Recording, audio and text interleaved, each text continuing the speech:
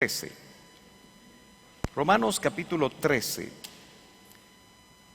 Quiero compartir un tema aprovechando lo que hoy se está viviendo y que en algún momento puede generar algún tipo de preguntas al Hijo de Dios. Y muchas veces nosotros tenemos que recordar que nuestra posición como cristianos, como hijos de Dios, debe ser adecuada frente a las autoridades que, por ejemplo, el día de hoy se están eligiendo. Muchos cristianos, al igual que el pueblo en general, están desanimados en este tema. Y probablemente muchos se queden en casa y no vayan a votar. Pero me parece que tenemos que ir a la palabra para ver cuál es el consejo de Dios.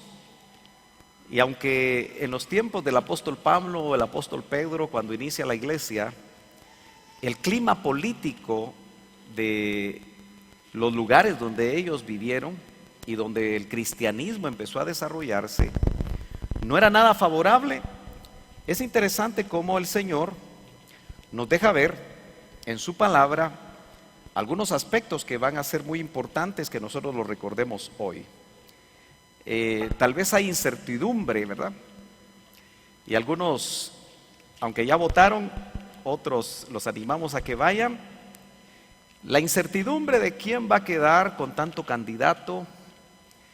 Creo que todos coinciden que estas elecciones son atípicas completamente. Algunos dicen no voy a votar porque no está mi candidato o mi candidata. Pero veamos qué es lo que el Señor nos quiere decir. ¿Será que alguno de ustedes no va a estar de acuerdo con los resultados? Algunos van a desvelarse hoy, van a llegar a las 12 de la noche y si no ganó su candidato, tal vez se va a sentir defraudado y va a decir algo. Antes de decir algo, mejor vayamos a la palabra, cuál debe ser nuestra posición frente a estas cosas. Afortunadamente, la palabra nos da principios, nos da mandamientos, nos da enseñanza, y aunque hay muchas interpretaciones, yo creo que queremos que el Espíritu Santo nos guíe hoy, ¿verdad? Para que el Espíritu, que es el autor de la palabra, de parte de Dios, nos dé testimonio, porque lo tenemos adentro, es el maestro por excelencia. Lo más importante es que confiemos nosotros en que aquellas autoridades, quien las pone es Dios. Eso cuesta un poquito cuando uno mete su cabecita y cuando uno, como cristiano del siglo XXI, tiene muchos conceptos. De hecho, hay muchas corrientes cristiano-evangélicas que están interpretando muy a su manera la Escritura. Hay tendencias de la doctrina del reino ya, que lo que sencillamente significa es que la iglesia va a poner el reino antes que Cristo. Y eso los hace cambiar completamente su perspectiva. Porque si es la iglesia la que va a poner el reino según lo que ellos creen, y hay muchos cristianos que están pensando así aún en este país, ellos empiezan a actuar de una manera muy activa, se preparan, estudian, hacen muchas cosas para irrumpir en la política, porque creen que de esa manera se va a cumplir esa tesis que ellos tienen. Pero ¿será así? ¿Será que realmente la Biblia nos invita a los cristianos a tomar las posiciones de gobierno para cambiar este país o cambiar el mundo como algunos a veces pretenden hacerlo? ¿O será que tenemos una agenda distinta? ¿Será que se va a establecer el reino de los cielos antes que el reino de Dios? ¿O será que el reino de Dios que ya está en nuestros corazones? ¿Cuántos tienen ya en su corazón al Rey? Por eso el hermano Otto le hablaba del reinado de Cristo en nuestros corazones. Y es que lo que el Señor quiere ahora es que Él quiere ser el Señor de nuestras vidas. Ya lo hemos experimentado como Salvador, porque se nos reveló que Cristo murió en la cruz del Calvario para darnos salvación. Pero lo que nos cuesta a la mayoría de nosotros es que Él sea el Señor, es decir, que tome el control de nuestras vidas. Y que no sean las tendencias doctrinales, no sean las filosofías humanas, no sean los argumentos que a veces presentan los hombres los que nos guíen en esta toma de decisiones, sino que sea el Espíritu Santo. ¿Cuántos saben que el Señor es el que pone y quita reyes? Eso es algo que tenemos que recordar siempre, lo dice Daniel. Si quiere me acompaña. Yo sé que le pedí que abriera la escritura en Romanos 13, pero leamos Daniel 2:21, póngale usted un papelito o su dedo ahí a Romanos 13 porque pronto vamos a ir ahí. Voy a ser muy puntual, pero creo que es importante. Dice la versión Las Américas: Él es quien cambia los tiempos y las edades. Todos sabemos que el libro de Daniel tiene no solamente partes escritas en hebreo, sino que también en arameo. Es el único libro que mezcla esas dos lenguas antiguas. Pero existe una versión Septuaginta que hizo que el hebreo y el arameo se tradujera al griego. Y es por eso que aquí dice: Él es el que cambia los kairos y los cronos. Los tiempos y las edades es el Dios el que los cambia. Entonces nosotros que somos hijos de Dios dependemos de un Dios que Él cambia los tiempos. Y si hemos entendido bien la palabra, a pesar de quien gobierna, los puede hacer favorables los tiempos, los cronos y los kairos para sus hijos. Y el que recibió revelación, Daniel, en ese tiempo, usted recordará que Daniel vivió, por así decirlo, 4 diferentes tiempos con diferentes reyes o emperadores. Él pudo experimentar cómo gobernaba Nabucodonosor. Él se dio cuenta cómo Belsasar fue probado, fue pasado en balanza y fue hallado falto. También se dio cuenta cómo ya no siguió la línea de Nabucodonosor gobernando Babilonia, sino que lo hizo ahora Darío. Y ahí los cambios de gobierno no eran por democracia, no era por urnas, no era por votaciones, era por guerra. Y pudo ver todavía, como dice en los últimos capítulos de Daniel, cómo funcionó Ciro. 4 gobiernos, 4 reyes inconversos. Generalmente en estas votaciones nos mueven, tratan de mover nuestra voluntad, pastores que toman ahora las redes para decirnos: yo voy a votar por fulano, vote usted, como quien dice, también por sutano. Y eso no es correcto, porque el voto es secreto. Nosotros no podemos inmiscuirnos en hacer propaganda a través de las redes, que está tan socorrido hacer eso, porque tenemos Espíritu Santo. Y yo creo que el Espíritu Santo nos guía, y de alguna manera, aunque hubo mucha confusión para llegar a este día, yo tengo entendido que los que votamos supimos por quién votar. Ahora, el punto importante es que Daniel ni dependió de Nabucodonosor, que halló gracia a Daniel con él y lo puso a gobernar cerca de él, pero también tuvo problemas con él.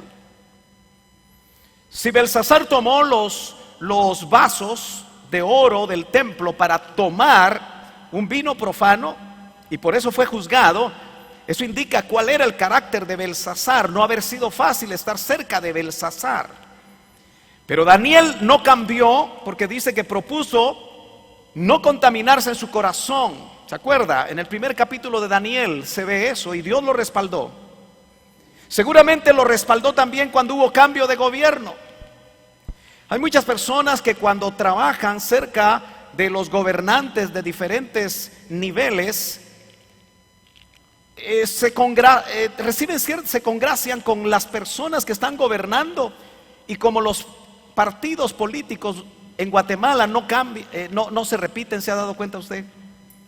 35 años de era democrática y los partidos políticos no se repiten porque siempre quedan mal. Entonces los guatemaltecos, ya estamos acostumbrados, los cristianos guatemaltecos, los hijos de Dios, que no dependemos de quién gobierna necesariamente, dependemos de Dios. Y Él es el que controla las cosas. Quizá Daniel se sentía contento con algunos funcionarios de los tiempos de Nabucodonosor, pero fue quitado. De repente ya se sentía contento con funcionarios de Belsasar y también fue quitado. Pero Daniel dependía, si usted lee los 12 capítulos, que son cortitos, pero muy importantes, dependía del que pone y quita a los reyes. Entonces, que su corazón no se llene de incertidumbre. No caiga usted en la corriente que si va a quedar fulana, mengano o perencejo, nos va a ir mal. A los hijos de Dios siempre nos va a ir bien. Y aún en medio de los sufrimientos, el Señor nos va a responder, nos va a proteger, nos va a proveer. Gloria a Dios.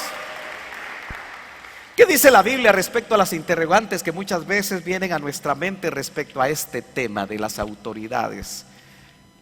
De escoger autoridades, como lo van a hacer algunos, otro día lo hicimos. Ahora sí, Romanos capítulo 13, ¿lo tiene? El apóstol Pablo, para entender realmente cómo es que el apóstol Pablo llegó a entender algunos aspectos importantes acerca de lo que es relacionarse con las autoridades, vivió en una época, insisto, muy difícil, porque algunos creen que Romanos fue escrita entre el año 51 al 54, algunos casi la llevan al 56 de nuestra era, donde por supuesto en Roma ya había cristianos. Pero es interesante que uno de los emperadores, llamado Claudio, en el 49 echó a todos los cristianos de Roma, tanto judíos que se habían convertido como gentiles que se habían convertido. Los echó. Y el que siguió después de él fue Nerón, que para el año 54 los regresó, les permitió volver a Roma. Es importante ese contexto histórico. De tal manera que ahí fue donde Aquila y Priscila, ¿se acuerdan, amigos del apóstol Pablo? Discipulados por el apóstol Pablo, entre fabricación de tienda de campaña y tienda de campaña, el apóstol Pablo los estaba discipulando y ellos se fueron a Roma y establecieron una pequeña iglesia en su casa.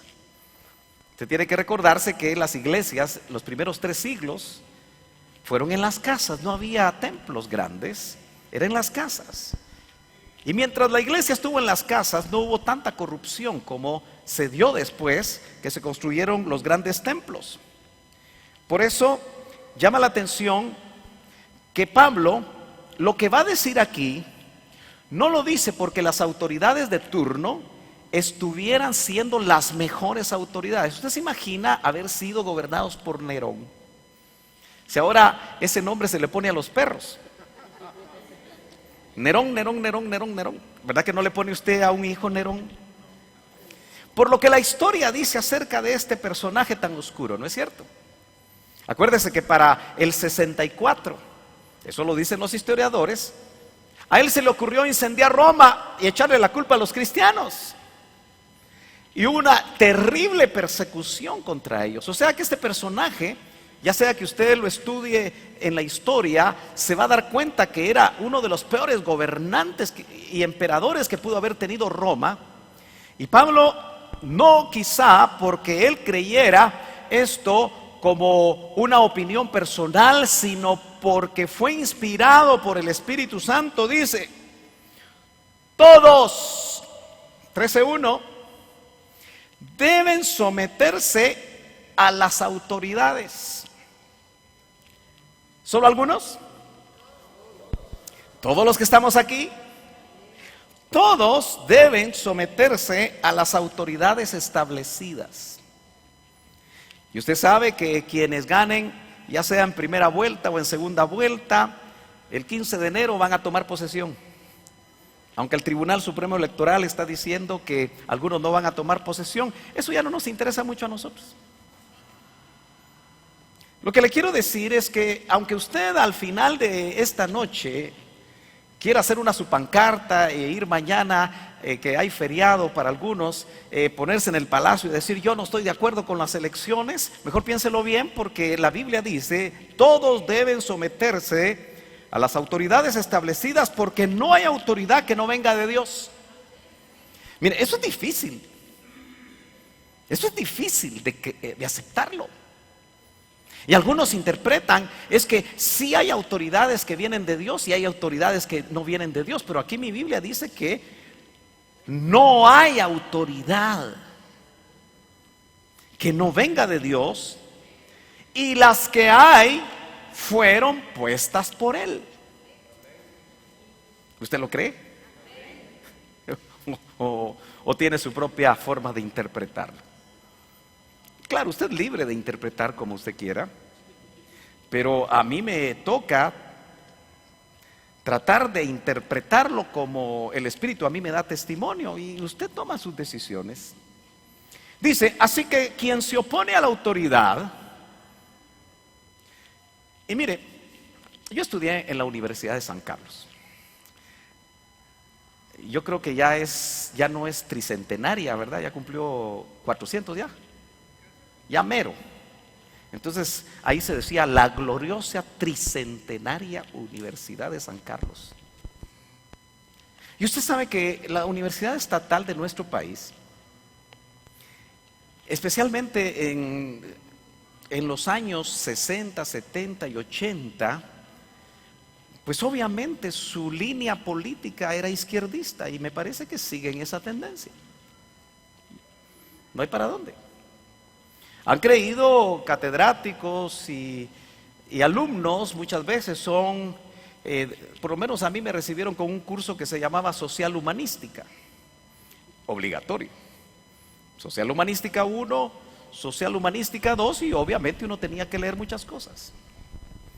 Pero gracias a Dios ya era cristiano, y eso me permitía ubicar, conociendo los parámetros bíblicos, que era lo que yo debía realmente creer, porque sobre el conocimiento humano secular está el conocimiento de Dios.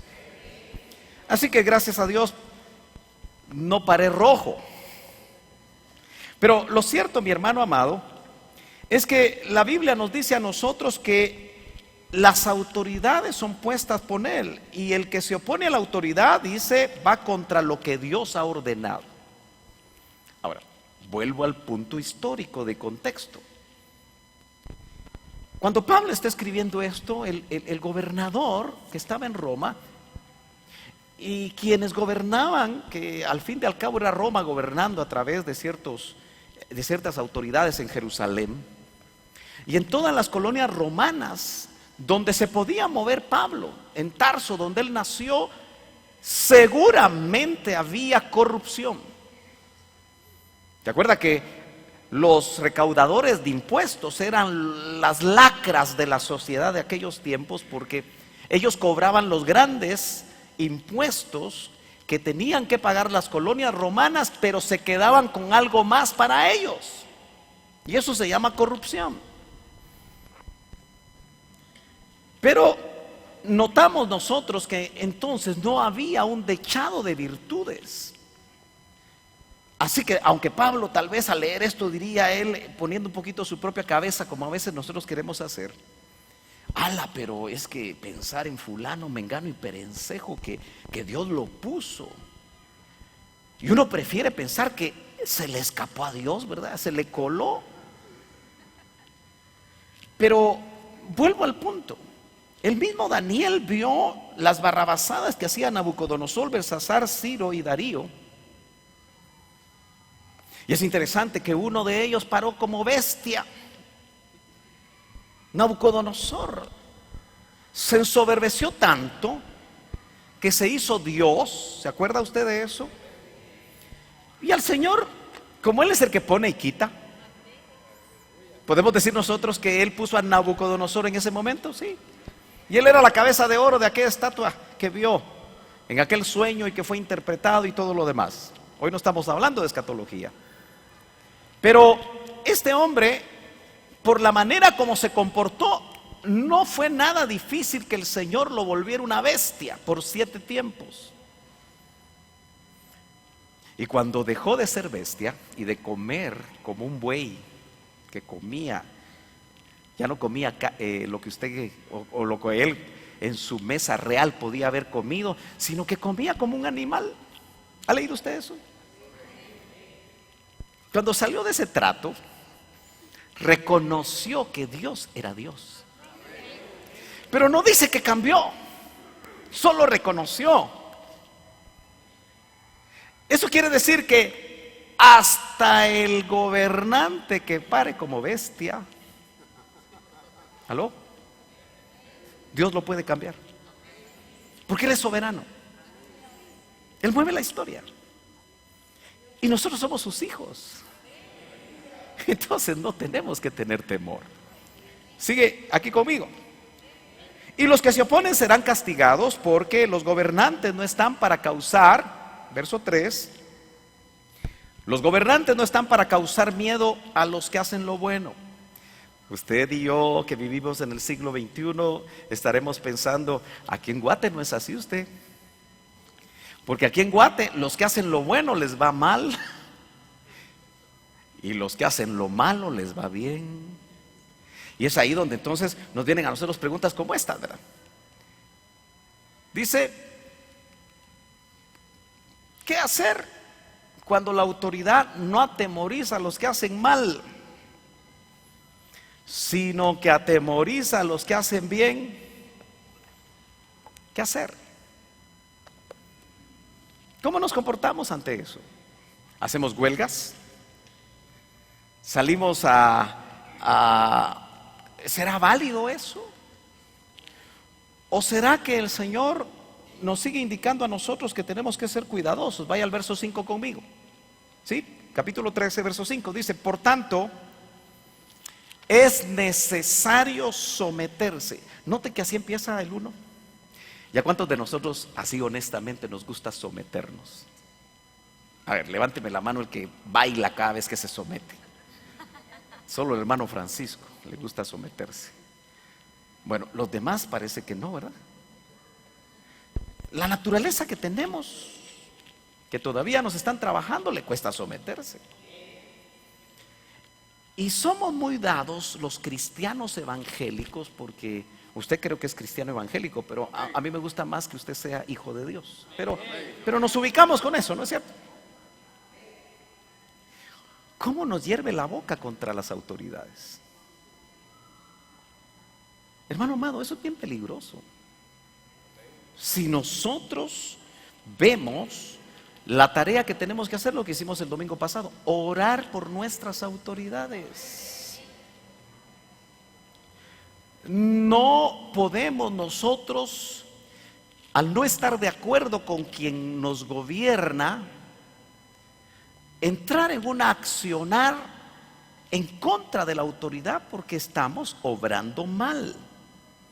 Y el verso 6 dice, verso 6, pues por esto también pagáis impuestos. Ya salió el peine. ¿Usted cree que los cristianos debemos de pagar nuestros impuestos? Es un amén no muy convencido. Porque lo que primero hacemos nosotros cuando pensamos en nuestra responsabilidad es ponernos a pensar cómo los usan. La Biblia no dice que usted tiene que auditar cómo los usan. La Biblia dice que si usted los tiene que dar, los tiene que dar. Y acuérdese, el contexto era que eran leoninos esos impuestos. ¿Me está entendiendo? Usted ya estará pensando que a mí me pagaron algo para decir esto, ¿verdad? No, hermano, mire, la mayoría de aquellos que tienen una línea en contra de las autoridades, cuando ven esto en la Biblia, creen que esto se usa para hacerle un lavado de cerebro a los hombres. Pero ¿cuántos confían que lo que Dios escribe es porque Él conoce nuestra propia naturaleza y está trasladando lo que es mejor para nosotros?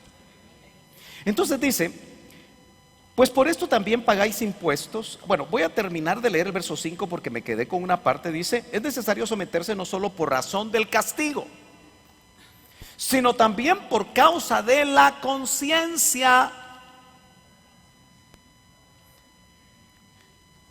¿Cuántos creen que ya su conciencia está activa ahora que usted es hijo de Dios? ¿No es cierto que la conciencia nos habla? Pero más que la conciencia, el Espíritu Santo nos hace saber lo que no estamos haciendo bien. Por eso, cuando usted busca todas las estratagemas posibles para no pagar los impuestos que debe de pagar, porque usted dice que los grandes empresarios de este país no pagan impuestos, no es su problema. Ore si quiere, porque vamos a llegar a la conclusión que nuestra tarea es interceder para que las cosas cambien. Y en ese sentido la iglesia es poderosa, pero se le ha olvidado la posibilidad que tiene de usar las armas de la luz, no las armas de las tinieblas. Pues por eso también pagáis impuestos, porque los gobernantes son servidores de Dios. Usted podría decir, ¡ja! Tal vez en otro lado. Es que, mire, si nosotros interpretamos o analizamos este texto, estos textos, humanamente hablando, vamos a llegar a conclusiones agrias. Nos vamos a amargar. Yo veo un montón de cristianos en las redes amargados hablando en contra de sus autoridades. Y yo no quisiera que uno de ustedes también se ponga en esa línea, porque no les han recordado lo que la palabra dice. Si a usted la autoridad le hizo algún daño, la Biblia nos da parámetros acerca de eso. Nos dice que perdonemos. Y yo quiero caminar rápido porque el tiempo se va. Dice, los gobernantes son servidores de Dios dedicados precisamente a esto. Obviamente, aquí el apóstol Pablo, de parte de Dios, está estableciendo cuáles deben de ser los lineamientos, cuáles deben ser las características de los que gobiernan. Lamentablemente estamos viviendo un tiempo tan complicado donde esto ya no es una realidad, pero eso no nos garantiza o no nos faculta a nosotros para ir en contra de las autoridades. Verso 7. Pagad a todos lo que debéis. Al que impuesto, impuesto. ¿Tiene usted una tienda? Regístrela. Ay, hermano Sergio, si apenas me alcanza. ¿Tiene usted alguna casa de empresa?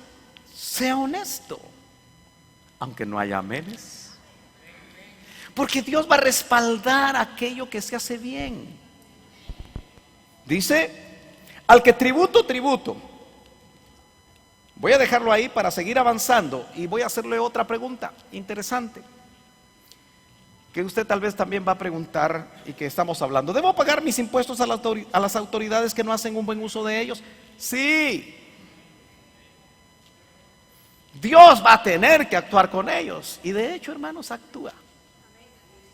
Porque el que obtiene dinero fácil, fácil se le va. Dígame si eso no es cierto.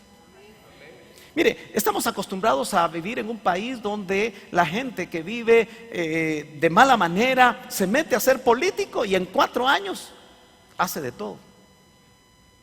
¿Verdad que sí? Si está en su vecindario, usted mira que en lugar de la covacha que tenía antes, ahora tiene 2 y 3 niveles.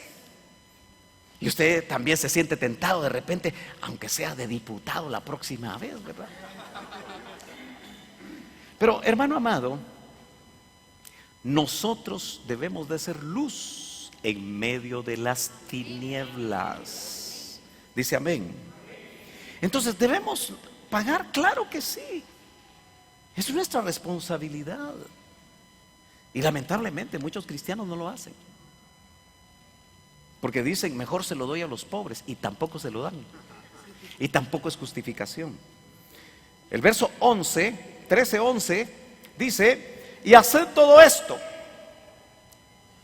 Nos está dando el criterio porque hay, y esto se escribió hace casi 2000 años. Y mire lo que pensaba el apóstol. Conociendo el tiempo, que ya es hora de despertaros del sueño. Porque ahora la salvación está más cerca de nosotros que cuando creímos. Y eso se escribió hace mucho tiempo. ¿Con qué tan cerca de estar ahora? La noche está muy avanzada. Pablo creía que por lo que él miraba, porque seguramente en algún momento pudo haber, y algunos escatólogos creen que Pablo miraba en Nerón al anticristo. Y tal vez muchos de los cristianos miraban en Nerón al anticristo, pero no fue el anticristo. Nosotros no creemos una escatología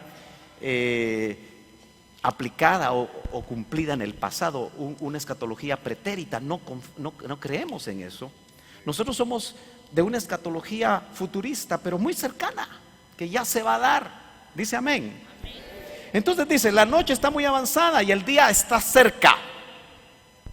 Y nosotros estamos viviendo esos tiempos. Y por eso hay incertidumbre, por eso hay confusión. Cada vez se va a poner peor. Yo no le puedo traer buenas noticias a ese respecto, pero en medio de esa situación, el Señor no nos va a dejar, porque nunca ha dejado a sus hijos. Dele fuerte el aplauso al Señor. Gloria a Dios. Dice el apóstol, por tanto. Usted cree que iba a declarar algo yo, ¿verdad? Tranquilo.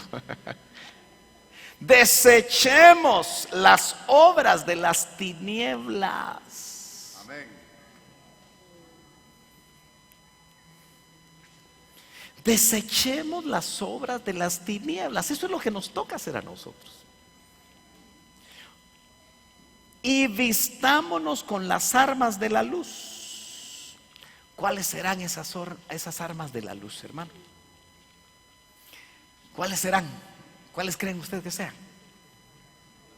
Fíjese que no nos está diciendo que nosotros tomemos las armas. Usted sabe que la Biblia, especialmente en los profetas menores en el Antiguo Testamento, en algunos lugares de Latinoamérica, se forjó lo que se llamó la teología de la liberación, que dio pie, basado en una mala interpretación de esos textos, a todos los movimientos guerrilleros en América Latina y probablemente en otras latitudes, que tanto desangró, ya parezco político, a nuestra América morena. Pero fue así en realidad. Murieron solo en Guatemala 300,000 personas en ese conflicto armado, basado en interpretaciones muy antojadizas, especialmente de cierta ala del cristianismo, para justificar tomar las armas, pasándose por supuesto de largo todo lo que dice el Nuevo Testamento. Por eso nosotros tenemos que interpretar el Antiguo Testamento a la luz del Nuevo Testamento. No perdamos de vista eso. Pero ellos tomaron armas y desangraron América Latina. Ministros que pretendieron interpretar de esa manera la Biblia y generar un tremendo conflicto entre hermanos. Pero a nosotros no nos piden ese tipo de armas, sino que nos hablan de armas de la luz, porque somos hijos de luz. Y usted sabe que estamos en medio ciertamente de una gran batalla. Pero ¿cuáles serán esas? Bueno, yo puse algunas. Tal vez usted está de acuerdo con esas. Seguramente hay muchas más, pero el tiempo.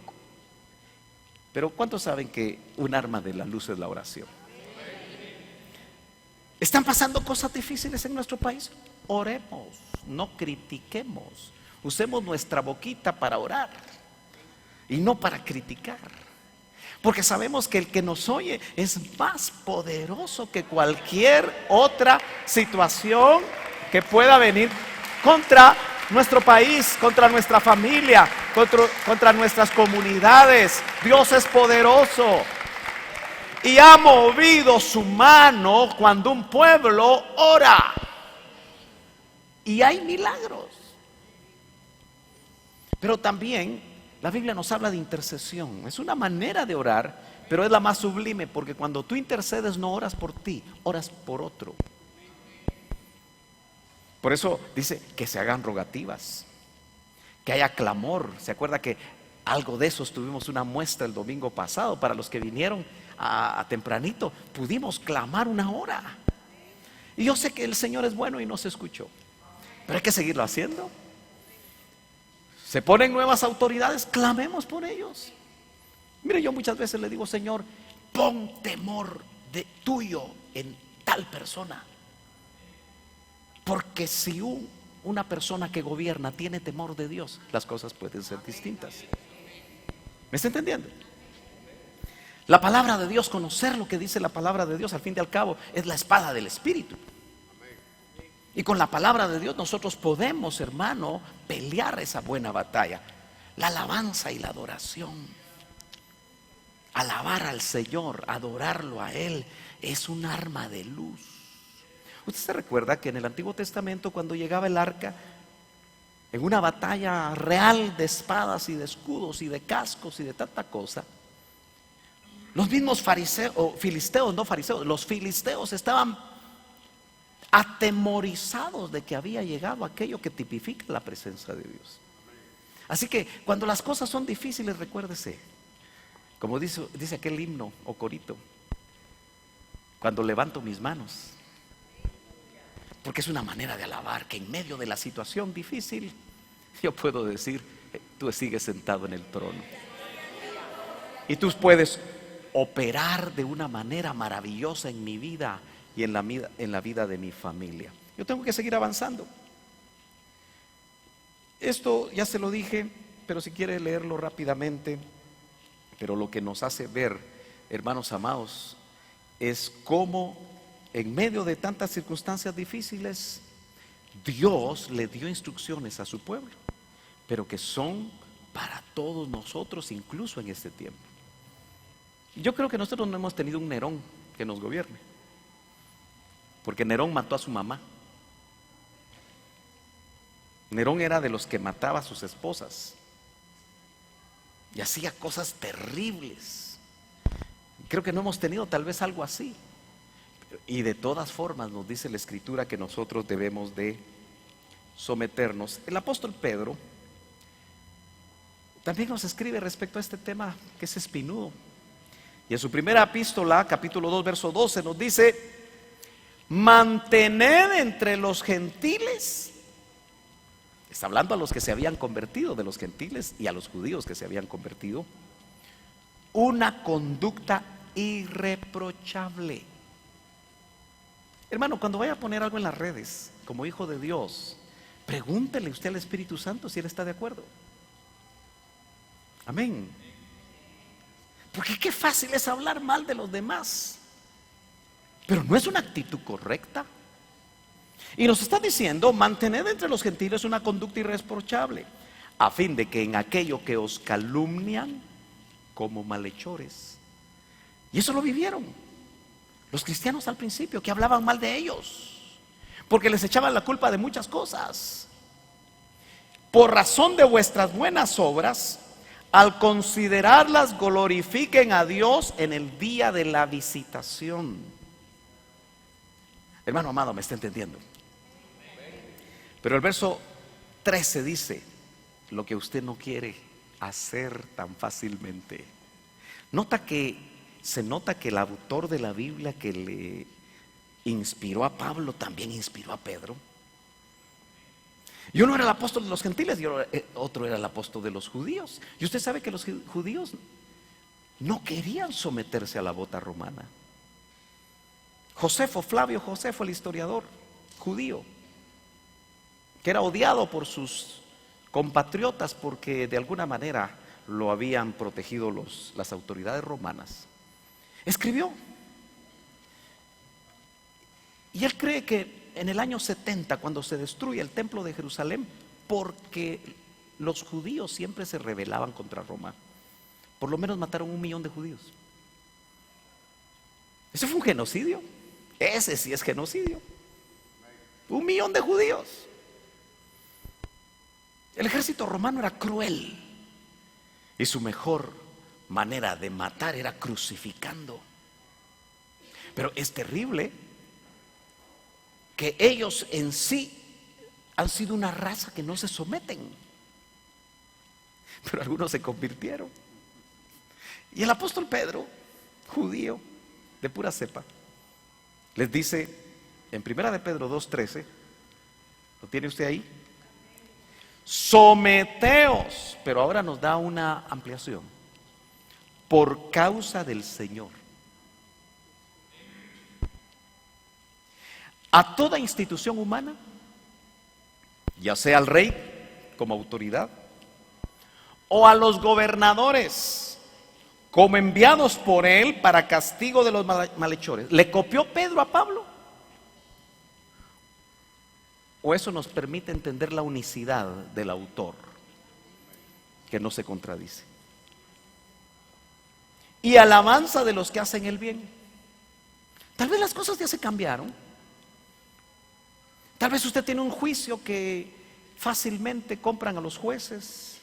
Hoy ha pasado mucho tiempo y no hay forma que la justicia a usted le llegue pronta. Y usted está pensando, bueno, estas son instituciones que están mal, hay que cambiar las estructuras. Deje que primero Dios lo cambie a usted para poder entender a Dios. ¿Por qué permite las cosas? Mire, yo tengo que entender que Dios, como soberano, sabe lo que es mejor para mí. Y si Él va a permitir algún tipo de experiencia difícil para mi vida o para su vida, es porque Él nos quiere enseñar algo. ¿Me está entendiendo? Dejemos de ser cristianos humanistas, que metemos demasiado en nuestra cabeza, que las aulas universitarias nos quitaron lo poco de Biblia que teníamos en la cabeza, y que las corrientes teológicas modernistas son las que están controlando, porque de alguna manera esos son los vientos de doctrina que vienen. Y vayamos a la palabra. No creamos que es obsoleta, es la palabra de Dios. Y en la medida que nosotros hacemos a un lado una verdadera y una sana interpretación de la palabra, nos vamos a volver herejes. Y vamos a dejar de lado los principios de Dios que hacen que realmente sus planes funcionen en nuestra vida. Yo casi voy terminando. Me quedan 10 minutos. Dice, como enviados por Él para castigo de los malhechores y alabanza de los que hacen el bien. Verso 15. Porque es la voluntad de Dios. Déjeme ver qué pasó aquí. O me quedé sin... Seguramente me quedé sin batería. Ahí lo lee. Si no, usted lo tiene en su Biblia. Porque esta es la voluntad de Dios. ¿Usted quiere hacer la voluntad de Dios? Que haciendo bien, ese es nuestro trabajo, hagáis enmudecer la ignorancia de hombres insensatos. Esto lo estaban recibiendo, aunque Pedro ya es una epístola escrita quizá posterior a cuando Nerón le echó la culpa a los cristianos en Roma.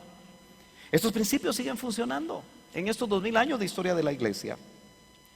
Y note usted que aquí en el capítulo 2 y verso 16, voy a poner rápidamente todos los versos para que de una manera rápida podamos leerlos. Dice, andad como libres, pero no uséis la libertad para pretexto o como pretexto para la maldad, sino empleadla como siervos de Dios. Usted libremente, los que no han votado, vayan a votar libremente. Usted va a saber qué va a hacer con las 5 papeletas, eso es cosa suya. Algunos a mí me preguntaban cuál era mi criterio, pero yo no les voy a dar mi criterio, ni siquiera a mi familia. Es usted quien debe de tomar decisiones. Honrad a todos, amad a los hermanos, temed a Dios, honrad al rey, la autoridad. Así que, hermano, usted puede hacer un buen propósito este día de orar por la persona que quede y las personas que queden bajo autoridad, y no hablar en contra de ellos, Y si están cometiendo cosas inadecuadas, interceder porque Dios actúe. Solo un amén, solo una persona lo va a hacer. Dice, siervos. Era una época de esclavitud. Son cosas que a veces no entendemos. Siervos, estad sujetos a vuestros amos con todo respeto. ¿Cómo eran comprados estos esclavos? Por dinero. Y los amos se creían dueños de ellos, hasta con la posibilidad de matarlos si les daba la gana. Y Pedro dice, no solo a los que son buenos y afables, sino también a los que son insoportables. Pero déjenme leer esto rápidamente. Porque esto haya gracia, sí, por causa de la conciencia ante Dios. ¿Se acuerda que también lo dijo Pablo? Que por asuntos de conciencia debemos de actuar y de someternos adecuadamente. Algunos sobrelleva penalidades sufriendo injustamente. Pues ¿qué mérito hay si cuando pecáis y sois tratados con severidad lo soportáis con paciencia? Pero si cuando hacéis lo bueno, estamos asumiendo que nosotros hacemos lo bueno, sufrís por causa o sufrís por ello, por hacer lo bueno, porque pueden haber autoridades equivocadas que están actuando mal, y lo soportáis con paciencia. Esto haya gracia con Dios. ¿Por qué? Por lo que va a decir la palabra del Señor en este momento. Déjeme ver si aquí estamos. Verso 20. Leamos el 23 para ir terminando. ¿Qué dice el 23? Y cuando le ultrajaban. Ese es el ejemplo que nos ponen a nosotros los hijos de Dios. ¿No es cierto que nosotros debemos de ser como Él fue?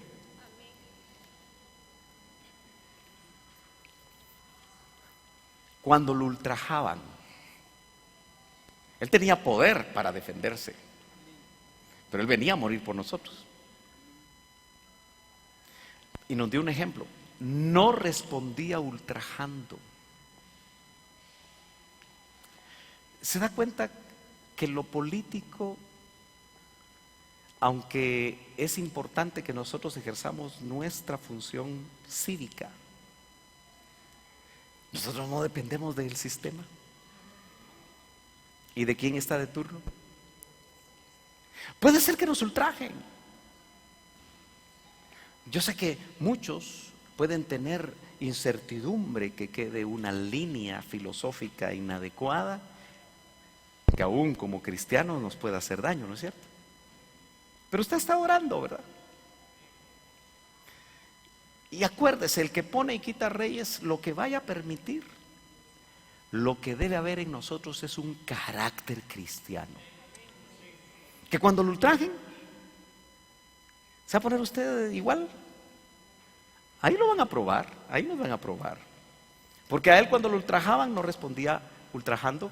Cuando padecía, no amenazaba. Muchos de nosotros amenazamos. Es que usted no sabe quién soy yo. ¿Aló? Algunos no nos han bajado de la moto. Algunos somos bien orgullosos ante la autoridad. Y acuérdese que un policía de tránsito es autoridad. ¿Sí o no? ¿Usted se da cuenta cómo hay videos que a veces se bajan algunas personas que supongo que no son cristianos, ¿verdad? Pero en Guatemala dice que el 50% son cristianos evangélicos, pero asumamos que no.